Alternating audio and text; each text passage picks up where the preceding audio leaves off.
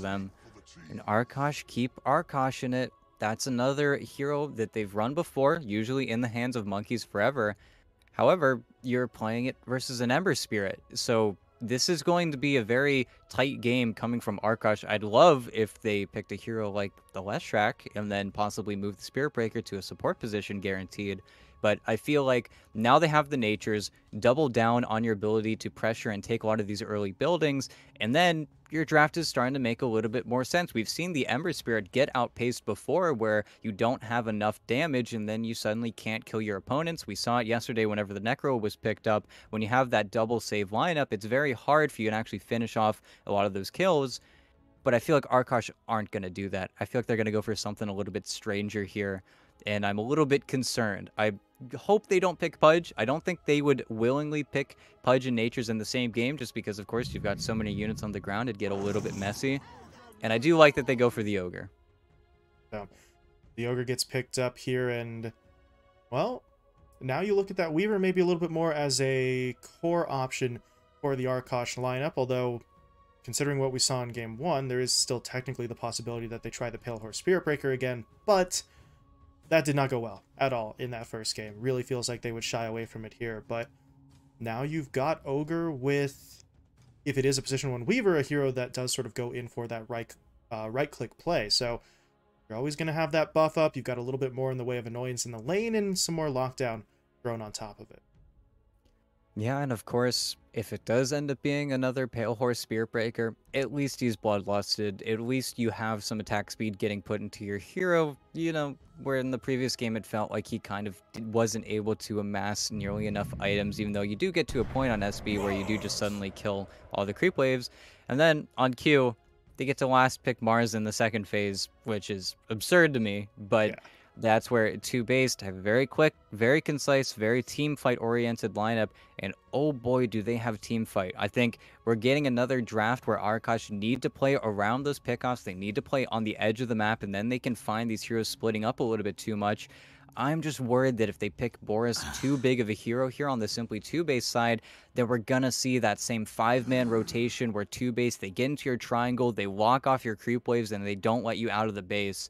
And then they ban out the Lesh. I think that would have been great for Arkosh there, but it's unfortunate because now I think they really are running out of heroes that just make their job easier. It feels like they really are going to need another out-of-the-park game for them to actually win versus TOOBASED. At this point, I don't know. I mean, do you think that they just try to run it back? Canis Vulpus on the Void Spirit again to go up against the Ember? It's not the most inspired choice, but... It's too bad of a lane. I do really think that it's rough because you can't ever take off his Flame Guard. He either decides to outfarm you or he just decides to kill you. And I also think it's just not enough lockdown here. They go for it. Oh. Okay, they pick Medusa. Okay.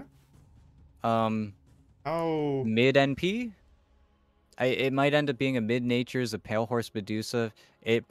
Things are weird on Arkosh. We knew that things were going to be weird, but at least they picked up this Medusa in a game where whenever we see this hero, it is a game about damage mitigation. And Simply TOOBASED, I'll be honest, do not have the most damage. Of course, Mars builds more damage with that armlet buildup. Unfortunately, then you're delaying your timing where if you don't immediately go for that Blink Dagger, maybe Arkosh have an opening where you don't feel as strong, where the Medusa gets maybe her Manta style finish because you go for that armlet choice, because Rubik and Bane, they give a lot of control, but they don't give outright damage. We've seen the Rubik Mars lane happen before, and unfortunately, with a lot of those more defensive carries, they don't have enough to top it over. It's where a hero like the Mirana Mars might be a slightly better combo, but you're getting the Rubik versus Weaver, so it's like almost semantics at that point, but that's where this Medusa pick actually is pretty effective.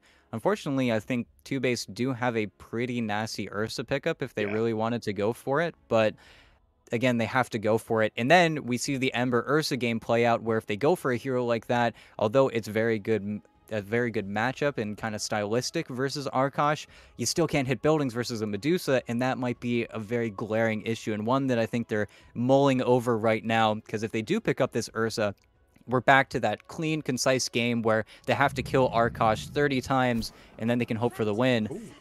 I like this. they go for the PA instead. A lot safer if you end up versus a farm battle versus Canis. Canis Vulpes is on the Medusa, by the way. Oh. But if you end up in a farm battle versus the Medusa, you actually can win it. PA is one of those legendary heroes where you actually can go late game versus the Medusa and you catch her off guard pretty consistently. Of course, the matchup kind of swapped whenever you had that cold-blooded get added to the game, but at the same time, you always have a hero to actually pop it. So you can go for that kill on the Medusa almost every day of the week, and it hunts down every single other member of Arkosh.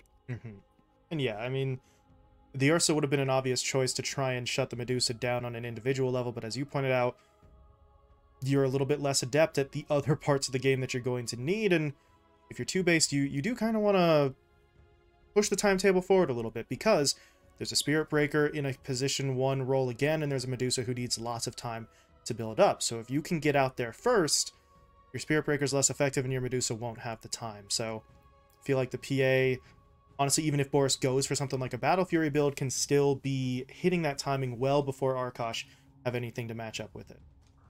And with the PA, they are saying on TOOBASED that we are surrendering our safe lane. We're saying that this Nature's Prophet Weaver lane is going to be very obnoxious, especially for Empyrean to deal with, and that's where that bottom lane could be where this game is made or broken for TOOBASED, at least early on, because this PA is not that strong in lane.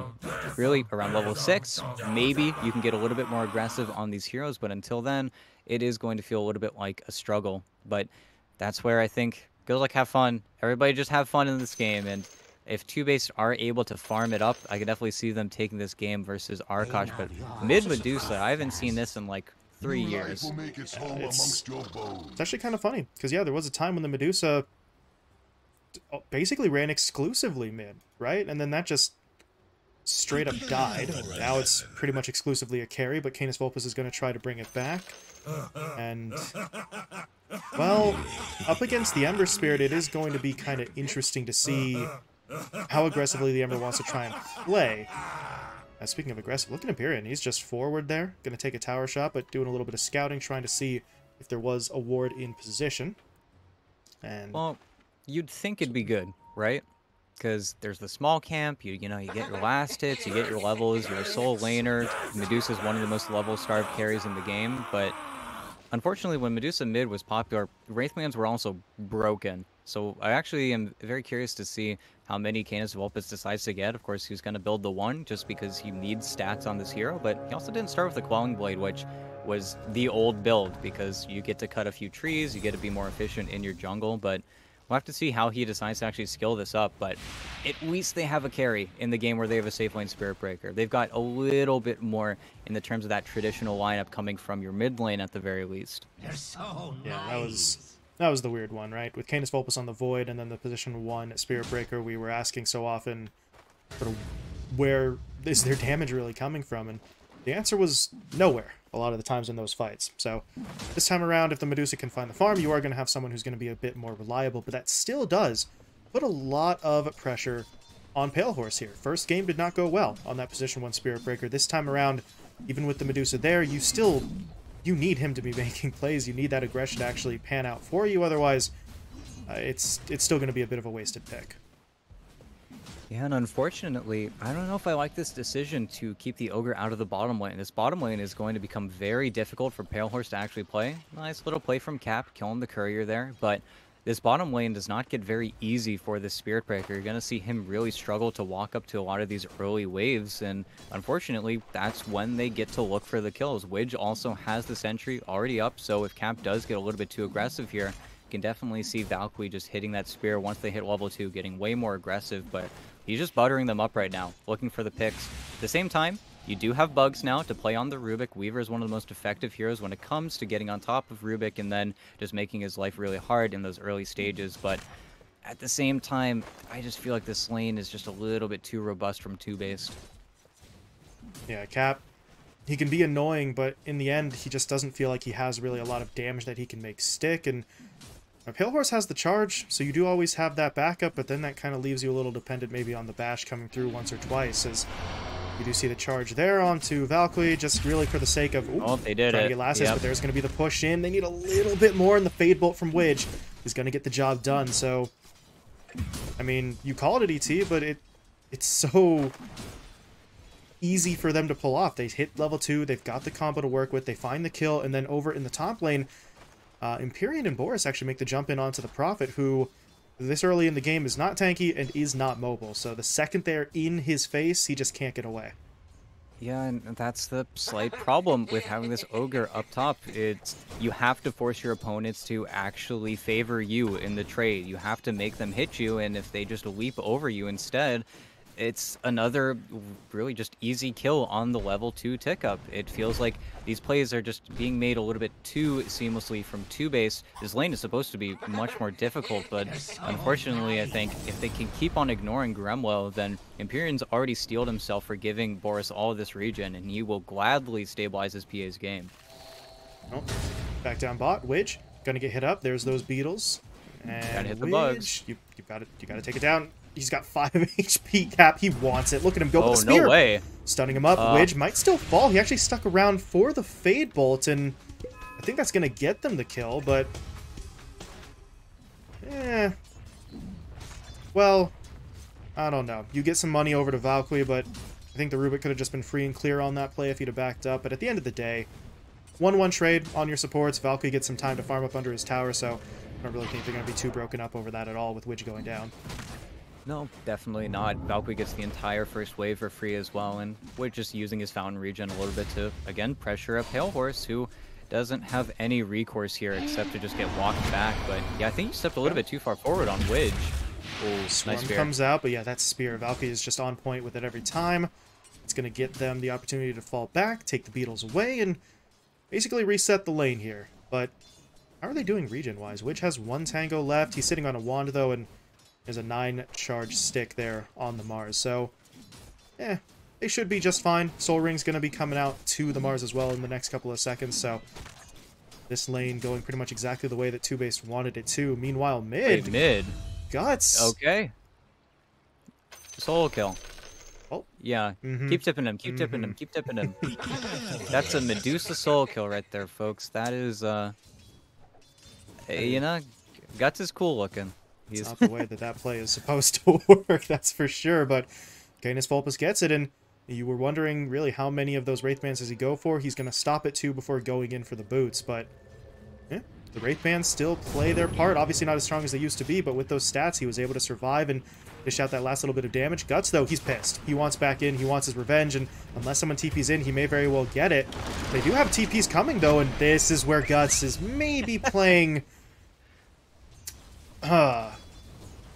playing with the heart, not necessarily with the brain there. He went in for the kill. Double TPs come through to shut him down, and I believe they did have to sacrifice Gremlo up in the top lane there, so Boris gets that kill, but no offense to Gremlo, love him to death, but who cares? Gremlo can die if we get a kill onto the Ember mid, because Guts just kind of tilted ever so slightly. We'll take that trade. Yeah, and that was also with, of course, Canis Vulpus being very, very low. He had no mana. He was more or less dead to rights there, but not respecting your opponent's TPs at all. That was really, really just kind of headstrong from him. Of course, the only person who had to make that choice was Pale Horse. If Pale Horse doesn't TP there and make the difficult decision to ditch his lane, then that doesn't look nearly as bad for Guts. But at the same time, you're a level and a half behind the Medusa.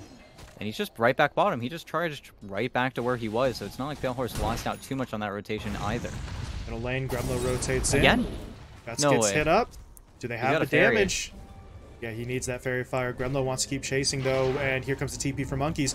Nope, no it doesn't. He's actually not going to go for it. Deciding against it, and now with Widge into the fight, Gremlo is the one who's going to pay there. So now it's Arkosh's turn to get a little bit too far forward in the middle lane, and they've actually caught Canis Vulpus as well, but he did get the DD rune first, so this is a fight that absolutely nobody wants. This fight, though, much more comfortable with. Here comes Pale Horse charging in onto Widge, getting the bash down after the charge. And this Rubik is dropping low. Can he somehow get away? Ooh. He's trying to make it out. Here comes Empyrean and Guts looking for the response. Beetle does get applied to Widge, though, and Canis Vulpus comes in to finish the kill, but he's not going to be able to help out further to the east as Cap gets taken down. So they do get Widge, but they'll lose 2 heroes in exchange. At least Canis Vulpus was able to find a free kill and keep himself out of the larger fight. Yeah, and at least it's going on a Medusa, right? You want to give her a good game. You want to keep giving her solo kills, Boris? but Boris? There's no way yeah, out. He can't jump nice for another blocks. 4. Yeah, he tried some nifty plays there with the blur, but they are still able to get him. Monkeys finds the kill, and we are really in the midst of a bloodbath right now. We got 12 kills in about 7 minutes, neither side willing to back down from these engagements, and this is the kind of pace of play that really Arkosh wanted, and the kind of pace that they weren't getting in that first game. As arena bottom. Yeah, Cap gets caught out. Pale Horse, you don't have the damage to really make this happen. The Nether Strike was thrown down, but Valky doesn't care. A little bit of a high five in between the two after the play, and now up in the top lane, the non-stop fighting continues. Empyrean's going to get hit up. Smart play from Gus to just jump away to the Remnant. So he does manage to get himself out there, but we just keep on really bouncing from engagement to engagement, and it's kind of amazing to see how many of these engagements Canis Vulpes is getting involved in. He's sitting at 3-0-1 on this Medusa, and it's not like he's moving to the fights. They're bringing the fights to his position a lot of the time. So he doesn't have to do a crazy amount of movement, but it's far more than we're sort of used to seeing for a mid laner this early on in the game, as okay, Pale Horse is going to be fine mid, but now that push top is coming through. The tower's already fallen, but Empyrean wants in to get the Mars TPing forward as well. They need to pick a target, though. By the time they go in for the Spear Stun, Empyrean's already dead, but Boris wants the damage. Canis Vulpes dropping low. Mana Shield is going to come on now, and will that be enough? Valky, oh my goodness, stunned up by Gremlo. They're not going to be able to get the kill. Pale Horse now charges in. They're going to lose Valkyrie, but Guts still wants the kill. Sleight of Fist isn't enough, so he's going to jump to the Remnant. Canis Vulpes, though, popping the ult. Stone Gaze forces Guts to retreat. There's going to be that Fire Blast coming in, so Guts is stunned up. Guts will be taken down, and TOOBASED, I think it's time to cut their losses. That fight goes so terribly. They lose the tower. They lose 2 or 3 of their heroes. And they didn't really get anything. It was a nice play onto Canis Vulpes, but it just felt like Valkyrie maybe waited 1 or 2 seconds too long to go for that spear play, and there wasn't enough follow-up damage.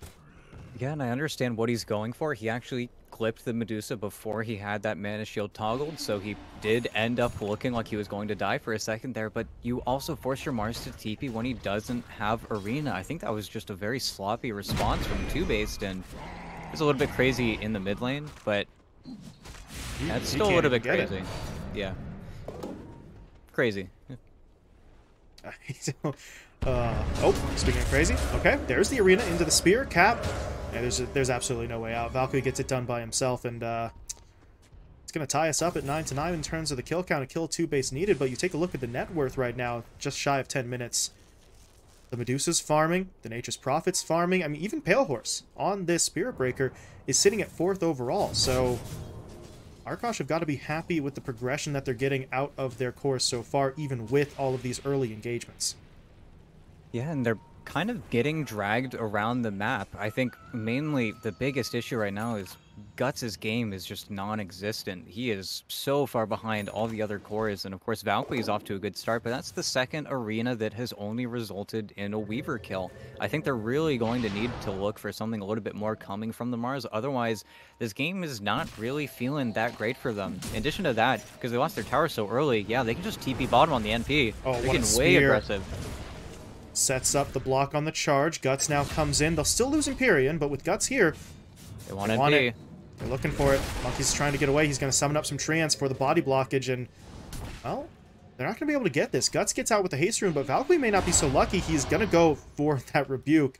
Between that and the spear, he really does kind of ruin the day for the Spirit Breaker, but that's still a broken play for Simply TOOBASED. They tried to move in with 3 heroes in the bottom lane. They lose their support, and they don't get any kills, and now Gremlo, I mean, he spotted out this stack. I don't know if it's something Arkosh really want to fight over right now, but they at least get the vision of it. But Gremlo, he may end up paying for That's this. greedy. Cool. They didn't hit the spear, actually. Gremlo might be able to get out. Widge has no Fade Bolt. He just used it, so Gremlo absolutely should have died there. And if the spear connects, he does, but he's able to just sort of limp out on his own 2 feet, and really none the worse for wear, all things considered. And TOOBASED, because of that little engagement, nobody sticks around to actually take that stack, so it is still sitting there and it's still vulnerable. And in all honesty, was that good enough for Arkosh? That was probably their least successful early game rotation right now. And of course, now Valkyrie does have his arena again. I can only imagine that TOOBASED are going to look for that early engagement because, of course, they still need to take this bottom tower. Cap has been the sole defender here for a little bit. They've been flooding TPs whenever they think they can find kills, but I can only imagine if Cap shows his face down here, he's going to die incredibly quickly. But that's where if Arkosh really want to, they flood over towards the other sides of the map. They already lost their mid tower on the TOOBASED side. It's where if Arkosh really need, they can play ahead on the exchange here and then force their opponents just play at a more slow rate because they don't have that easy tower push. And Valkyrie's doing his best, but They're yeah, jumping Boris. charge Oh, the into multi. Nether Strike, into multicast Fire Blast. The RNG favors them as Boris gets taken down, but it looks like Gremlo, he's going to be sacrificed for that. But Gremlo for Boris. You take that trade. Pale Horse was able to get away. He is closing in on the Ogre Axe here, so Echo Saber is going to be completed where he's going mid. Okay.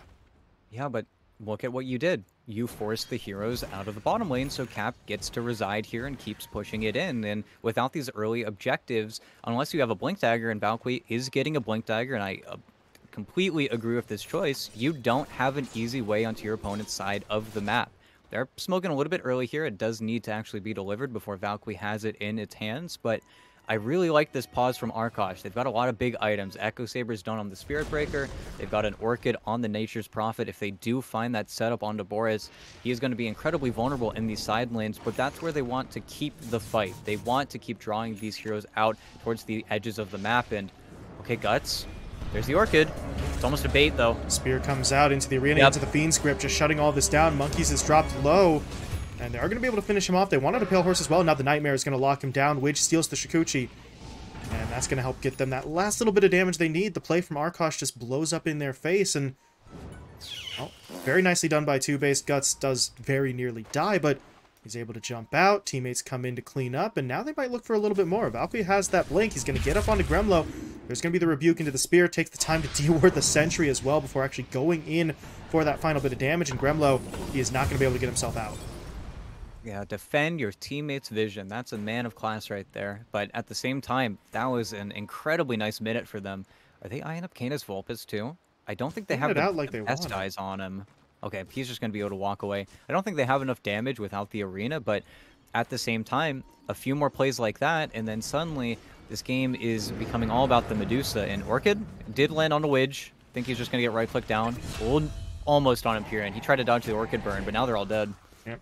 Widge gets taken down. Empyrean will fall as well. Valkyrie is at least able to make it out under his own power, and Guts, he's in the area, so well, this really would not be a great fight for them to take, and they're just not going to take it. They'll back themselves away, but now, if you're looking at the Arkosh side of things, they've got a chance to maybe get a little bit more pressure in this top lane. Monkeys is pushing his way forward, so if you can push that all the way up to the tier 2, TOOBASED right now aren't in a great position to defend it, but does have a decent ways to go. But you see over on the other side of the map, Cap just continues to sort of be the lord of this bottom lane. Tower's already been taken down, but just wants to keep that pressure on multiple sides, and to a certain extent, this is going to have the effect that they want. Not only are they finding the farm, but you put TOOBASED in a position where their lineup kind of splits to try and deal with these multiple pushes, and in that instance, maybe Arkosh could then look for a pickoff while some of those heroes are too far away to help. No, definitely, and I think it's really in this downtime where Arkosh is going to struggle. They got their big item timings another 2 minutes ago, so now this is where TOOBASED have hit their timings, where they really want to look for these fights. They want to find these heroes, and Cap actually got clipped. Oh, wow, that time-lapse actually got him out of the arena, but he's still stuck. Or maybe he's not. Yes, he is. Okay. They're able to catch back up to him. Boris gets the kill, and that was close. Cap very nearly made it out of there, but this is all really a distraction. You see 3 or 4 heroes hanging out down bot. You may have to give up your tier 1, but that means they're free to push their way into the Roche pit, and well, I mean, they've got a little bit of armor reduction. This isn't the greatest Roshing lineup in the world, but they're going to get through it fairly quickly, so going to be able to grab the Aegis. I have to assume that goes into Canis Vulpes' hands, and yeah, he's already made the space for it, so going to be able to take that Aegis, but Pale Horse, be a little bit careful. He got very close to Valkyrie there, didn't want to get picked off as his teammates were still Roshing, so he backs away. The Aegis goes into the Medusa's hands, and Arkosh have set themselves up quite nicely at the cost of really just losing the Weaver. Yeah, and that's fantastic. Now you have this Aegis on Canis Vulpes. Medusa is one of those heroes where as soon as you get an Aegis, you get to play completely differently. You get to actually poke these towers, and your opponents don't really have enough damage to actually kill you twice. I think if one of those long kills does happen, you have to kill the Aegis and then kind of immediately run away because you're probably going to have to use everything. Ideally, they kill Canis Vulpes on the first life and then they save the grip till after, but I can not imagine a situation where that's going to be the case. And this gives you time where for the next 4 minutes, Canis Vulpes can farm whatever item he wants wherever he wants, and there's not really much TOOBASED can do. And that's where they don't even have this option of getting that split push game going either. I think that's where they might look to farm just a little bit more, go for some of that creep cut play. I think Valkyrie already just killed the mid wave. But if they can get a few more items onto Boris, that's where they could look for their next power spike. But unfortunately, Arkosh are gaining power at about the same rate, and they're both building up silver edges on both the Spirit Breaker and the NP. So unless we're going to see some item like the BKB or a Basher from Boris, he's not really going to be able to make a lot of this damage stick. He already can't stand in the middle of these team fights because he's just not farmed enough yet. And now map control is starting to become an issue as well. Tier 2 tower taken in the top lane. Charge, meanwhile, is going to come in onto Valkyrie. Can they actually get close enough with the rest of the lineup for this charge to matter, though? Because Pale Horse, yeah, he would have to buy a pretty substantial amount of time, and he does decide against it. So I like the instinct for the charge, but I also like the restraint there, realizing he's just going to outrun his own support. As Canis Vulpes, well, there's no fight to be taken, but he can force Valkyrie away. He can take a little bit of that creep wave, and neat. Widge has power, or excuse me, not power shot, split shot. That doesn't really do him a whole lot of good, so he'll be looking to trade that out as quick as he can, or he might just lose it because he dies. His Pale Horse is going to be able to catch him with the Nether Strike, and that solves that problem for the Rubik, I suppose, as Canis Vulpes picks up the kill, and Valkyrie, he's got the TP. Oh, might just be the time to leave, though. This is, oh man, the greed's going to hurt him. Wait. Nice. Okay. Greed's not going to hurt him after all. No lockdown from that duo. The Ogre's too far away, but now Spirit Breaker's going to jump in. They're looking for Guts in the jungle. This is a hard kill, though. They had one silence in from the Orchid. Once it wears off, Guts is just waiting for reinforcements. Boris comes in, and this feels like trying to do a little bit too much on the Arkosh side. Pale Horse is still fighting, but that's really only because he doesn't have much of an alternative. Or maybe he does. He just got a Shadow Blade delivered in the middle of that fight, so he's trying to buy time because his reinforcements are coming in as well. Dust onto the Spirit Breaker, but now he's got the charge. No, he does an Empyrean faster on the draw with that Fiend's Grip, but now there's no Fiend's Grip. Canis Vulpes could have gone in for the fight, but he decides against it. He's going to farm up in the jungle instead. As Cap, he just got cliffed. I mean, he's TP'd to the outpost reactively, so he's a okay. He's an ornament for the next few minutes. I wonder if they're even going to kill him, or I mean, I don't know if they saw him TP up there, but I can only imagine they're saying he TP'd out. You just go for the kill. Okay. Spear connects, and yeah, hey, guess what? There's a Weaver up there. Free and easy kill for them. They'll take back their outpost as well. That was just a weird one. Cap gets caught up there. I was a little confused, though, because he's on the cliff, but he had the time-lapse, so maybe the timing wasn't quite right. The time-lapse wouldn't have gotten him back down, but it felt like if he'd have used it immediately, he could have gotten away, but at that point, I don't know if he knew that he was going to be safe to leave, so maybe he felt it was just the wiser move to stay put, but he does eventually get taken down. Meanwhile, Pale Horse, this is a very long charge onto Boris with no backup, and he actually canceled it, but he canceled it on the high ground. Yeah, he wanted something. If that charge connects, then you see what would most likely happen. Wage is immediately there to look for that return kill, but I think TOOBASED, they're trying to keep this fight onto the Nature's Prophet, and that's exactly what they need to do. If as soon as Arkosh sync up together with a push on the Medusa, they're going to know that they can force into those side lanes that Monkeys is going to have to respond to, and that's where the easy kill is made. As long as they can ignore the Medusa, then they can probably take the team fights. Unfortunately, when Canis Vulpes does decide to show up, yeah, they found the SB. Unlucky. If he had had the vision that Boris was there earlier, maybe he cancels it. But now they're actually stuck in the fight. The supports are going to get kind of isolated from the rest of the squad. So Gremlo will quickly be taken down. And did Monkeys? I think he just TP'd in. But this isn't really a situation he wants to be in either. He's immediately going to have to back away. And Arkosh, that's not the fight that they wanted. But at least Cap's able to dodge out the spear. Valkyrie can't quite hit it. Monkeys forever able to TP out as well. So they mitigate the damage. It's just going to be the two, but it feels like the aggressive plays that Arkosh had been looking for previously aren't quite going their way when Canis Vulpes can't get involved, and it's a Medusa, so as you said, when she does get involved, it's going to look better for them, but for right now, you really do just want to keep on farming.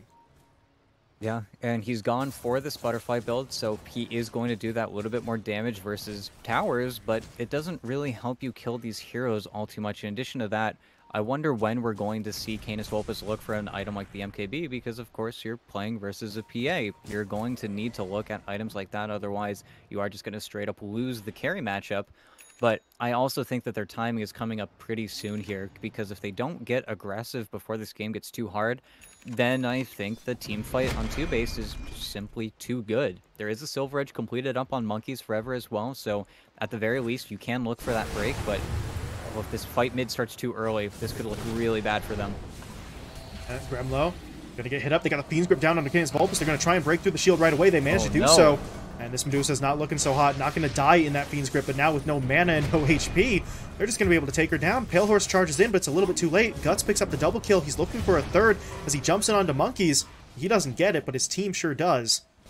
And now Arkosh just have to run for their lives. Cap is going to try to get himself out of here with the Shikuchi, but Widge with a Shikuchi of his own will continue the chase. Not going to go all the way in for the kill, though, as he really is getting too far away from the primary damage dealers. But even without that pick off onto the Weaver, you got really everything you wanted. The Medusa's taken down so early in that fight, and that just sort of removes the backbone of that teamfight strength from Arkosh's Pale Horse. Oh. Okay. Pick off onto Empyrean, but now can he get away? He doesn't know Widge is here. He certainly knows now, but it's too late. Telekinesis is going to lock him down, and that's not quite worth the kill onto Empyrean in the end.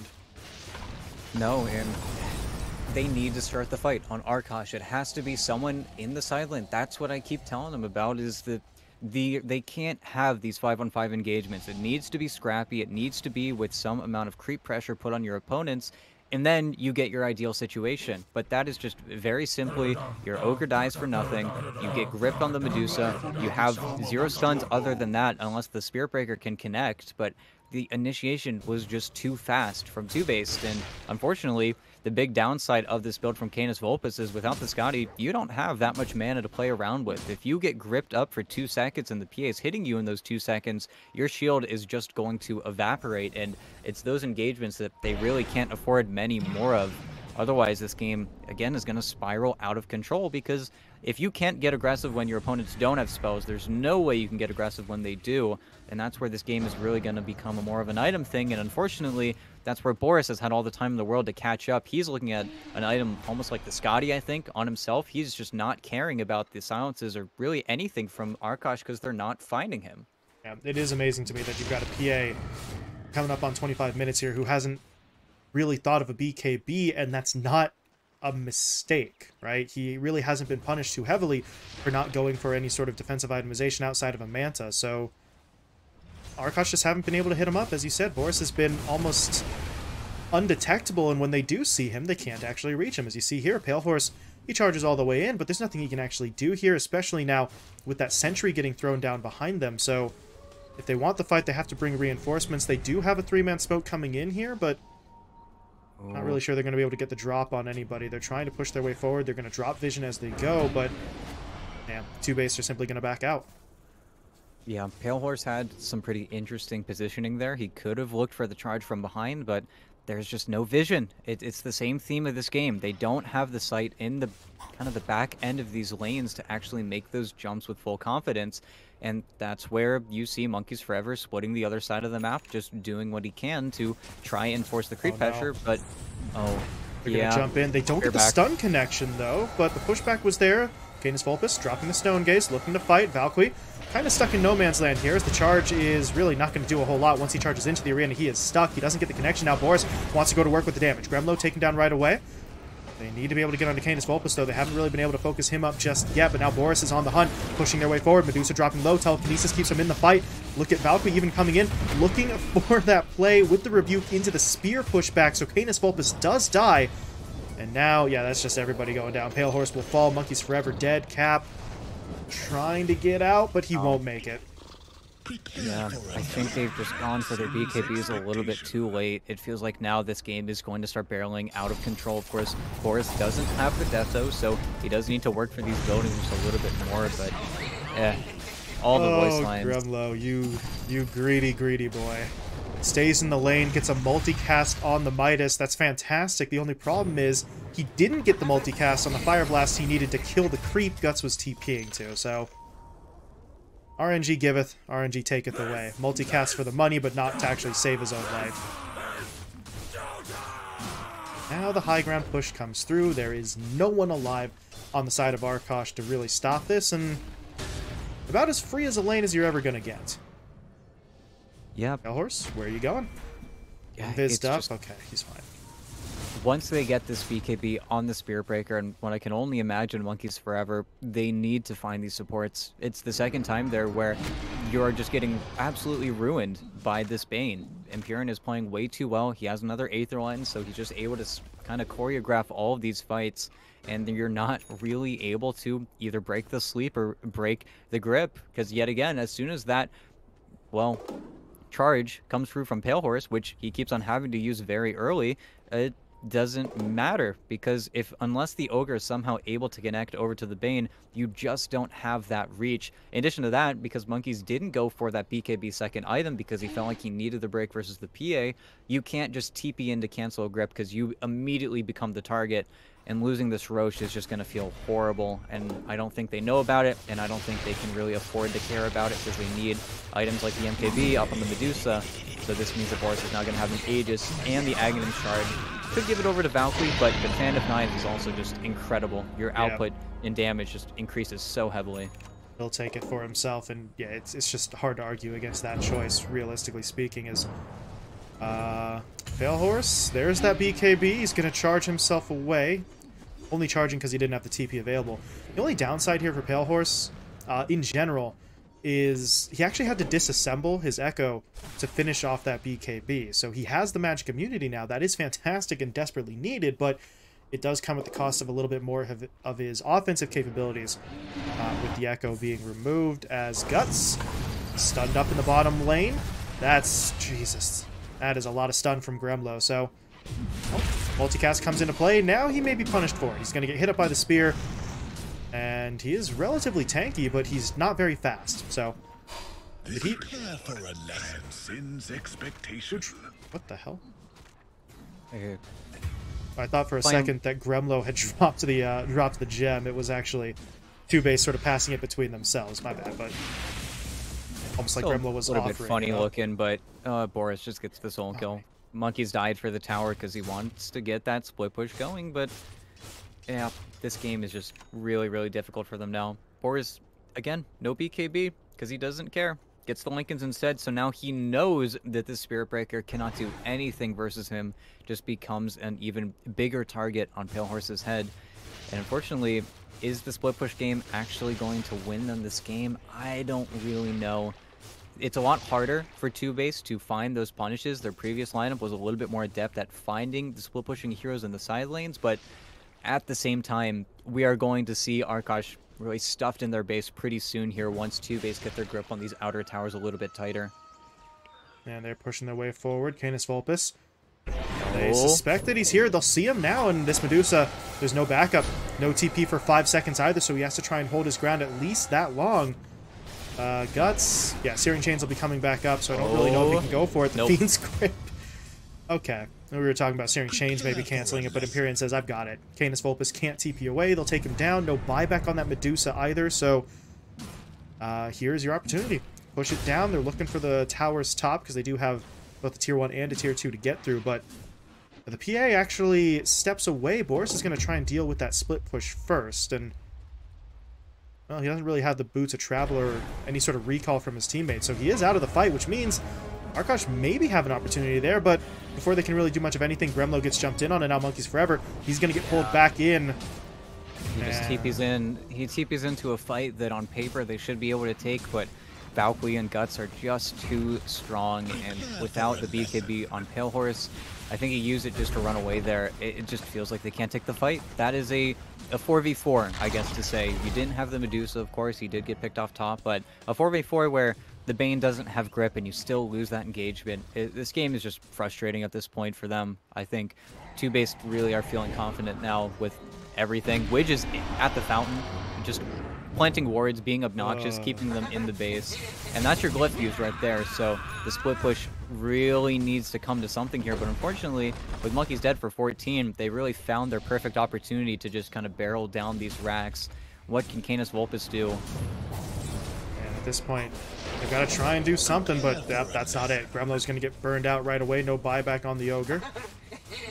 And And the push will continue. It really doesn't seem like there's much of a response that they can put together here. You've got Cap split pushing over in the bottom lane, but this is your support Weaver. I mean, you can just leave him here. There's not a whole lot he's going to be able to do to you compared to what you're doing in your opponent's base. As Monkeys is going to get picked off. No buyback available. Pale Horse now next on the chopping block, but he is going to be able to pop the BKB and the Shadow Blade and fall back. Canis Vulpus tries to pop the ult as well, but Valkyrie, okay, he throws down the arena, and now they're going to jump into the pit with Guts. Or not the pit, excuse me, into the fountain.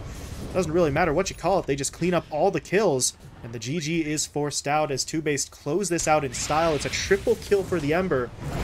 And that is going to be a pivotal 2-0 sweep for TOOBASED.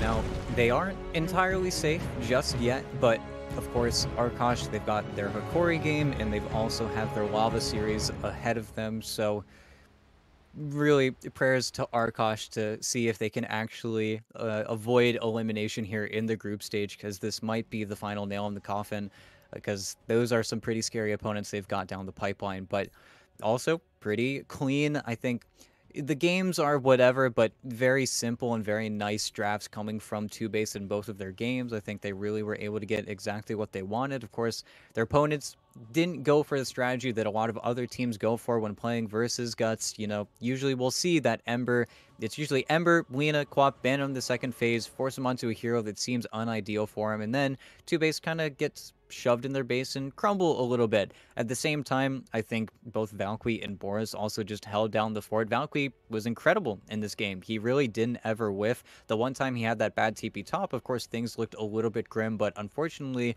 Arkosh didn't get to have that same game they wanted in game one. They wanted that split pushy game where they find picks into towers, where TOOBASED are just a little bit too behind the 8-ball.